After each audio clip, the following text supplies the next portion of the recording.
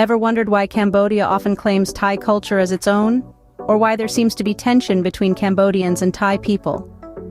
These are questions that might have crossed your mind, especially if you have a keen interest in Southeast Asian history or culture. This intriguing web of cultural appropriation and conflicts is not just a simple case of borrowing or disliking. It is a complex relationship, steeped in centuries of shared history, identity, and rivalry. Today we'll be exploring this intricate relationship between Cambodia and Thailand. We'll take a deep dive into the history and cultural factors that have driven this dynamic. We'll be navigating through ancient history, colonial influences, modern disputes, and potential ways forward. This journey is not just about understanding the what and why, but also about appreciating the rich tapestry of culture and history that binds and separates these two nations. So buckle up as we delve into the fascinating history of these Southeast Asian neighbors. First, we need to travel back in time, to the days of the Khmer Empire and the Kingdom of Siam. The Khmer Empire, which thrived from the 9th to the 15th century, was an influential powerhouse in Southeast Asia. It was an empire of grandeur, known for its architectural marvels, many of which still inspire awe today. But beyond the impressive stone structures, the empire was a cradle of culture and civilization, nurturing a rich tapestry of art, literature, religion, and social customs. The Khmer Empire's cultural influence extended far and wide. It was during this period that a significant portion of what is now Thailand was under Khmer rule. This rule exposed the region, which would later become the Kingdom of Siam, to the Khmer culture. There was an exchange and intermingling of traditions, customs, and beliefs, which became firmly rooted in the local way of life. Towards the end of the 13th century, the Kingdom of Siam began to emerge as a significant power. As it grew, it started to assimilate and adapt Khmer culture.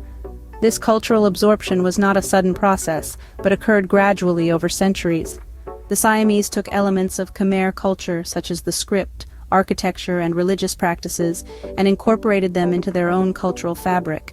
They didn't merely copy, but modified and adapted these cultural elements to fit their local context and sensibilities. This assimilation was not a one-way street either.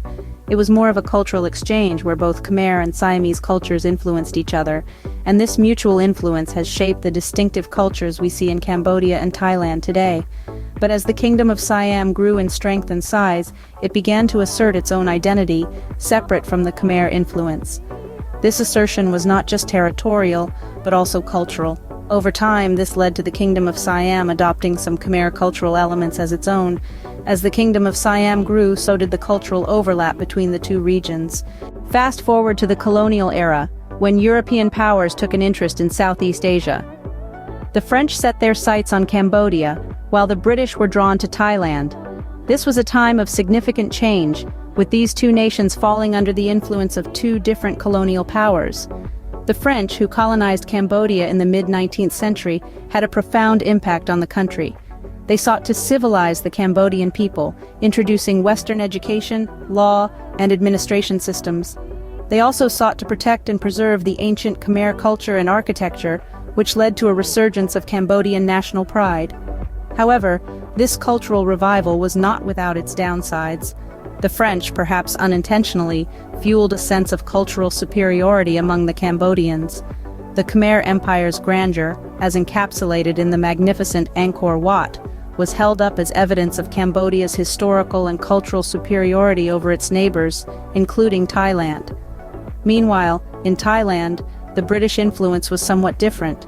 The country was never formally colonized, but it was heavily influenced by British policies and practices. The Thais, under their astute king Chulalongkorn, managed to maintain their independence by implementing reforms that mirrored the Western model. This led to an enhanced sense of Thai nationalism too. However, the colonial boundaries drawn by the French and British often didn't reflect the cultural and historical realities on the ground. This led to a number of disputes and misunderstandings between the two nations.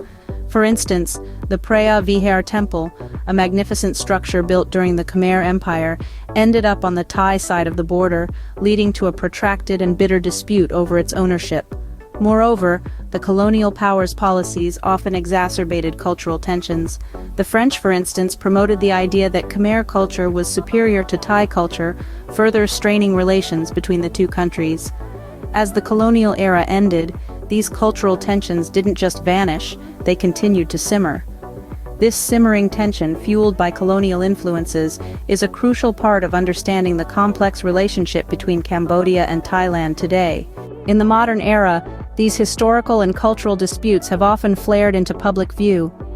Let's delve into some of these recent controversies that have stirred up emotions on both sides of the border. One of the notable disputes revolves around the classical dance form, known in Cambodia as Robam Apsara, and in Thailand as Khan. Both nations consider this dance a significant part of their cultural heritage. However, when UNESCO recognized the Khan dance as part of Thailand's intangible cultural heritage, it sparked a controversy. Cambodians claimed that the dance originated from the ancient Khmer Empire, reflecting the deep-seated historical grievances. Next, we move to the culinary world, where a humble dish has been a bone of contention. Som tum, a spicy papaya salad, is widely enjoyed in both countries. However, when Thailand promoted it as an original Thai dish internationally, it led to an outcry from Cambodians who asserted that the dish has Khmer roots. Perhaps the most volatile of these disputes is over the ancient temples straddling the Thai-Cambodian border. The most famous of these, the Preah Vihear Temple, has been a subject of conflict for over a century. Although the International Court of Justice awarded the temple to Cambodia in 1962, the surrounding land is still a contentious issue, fueling nationalist sentiments on both sides. These disputes over dance, food, and temples might seem trivial at first glance. However, they represent much more than a mere tussle over cultural ownership. They reflect the deep-rooted historical grievances, the struggle over national identity, and the nationalist sentiments that are deeply embedded in the hearts of the people. In essence, these are not just disputes over culture and heritage, but manifestations of a historical tug-of-war between the two nations, each trying to assert its cultural dominance and historical legitimacy over the other. While these disputes might seem trivial, they are symptomatic of a deeper, historical tension between the two nations. So, where do we go from here? Is there a way for these nations to reconcile their shared history and culture? Indeed, there is. The path forward is paved with mutual respect, understanding, and dialogue. In the wake of centuries-old disputes and cultural misunderstandings, the future of Cambodian and Thai relations hinges on these three vital elements. Cultural exchange is a powerful tool that could help foster respect and understanding. This exchange could take many forms, from culinary festivals showcasing the shared gastronomic traditions to joint art exhibitions highlighting the intertwined histories of Khmer and Thai art. These events can promote a mutual appreciation of each other's cultures, allowing both nations to celebrate their shared heritage rather than dispute it. Next, diplomacy plays a crucial role in resolving disputes. The governments of both nations must engage in open and respectful dialogue to address their differences. This could involve revisiting and revising historical narratives, negotiating shared cultural heritage claims, and even mediating through international bodies if necessary. However, diplomacy should extend beyond government offices. It should permeate every level of society, fostering peaceful interactions between Cambodians and Thais. Finally, education is key. Both nations should strive to educate their citizens about their shared history and culture. This education should not only take place in classrooms but also in homes, communities, and through the media. By teaching the younger generation about the intertwined histories of Cambodia and Thailand, we can foster a future where cultural differences are celebrated rather than contested. In essence, the way forward lies in mutual respect and understanding. It involves acknowledging the shared history, celebrating the cultural similarities, and respecting the differences. It's about opening up dialogues, fostering cultural exchanges, and educating the masses about their shared heritage.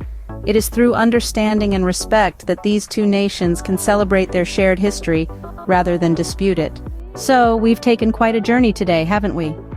We have delved into the intricate tapestry of Cambodia and Thailand's shared history, beginning from the grandeur of the ancient Khmer Empire and the Kingdom of Siam. We have seen how this rich past has shaped their present, with cultural elements often overlapping and intertwining.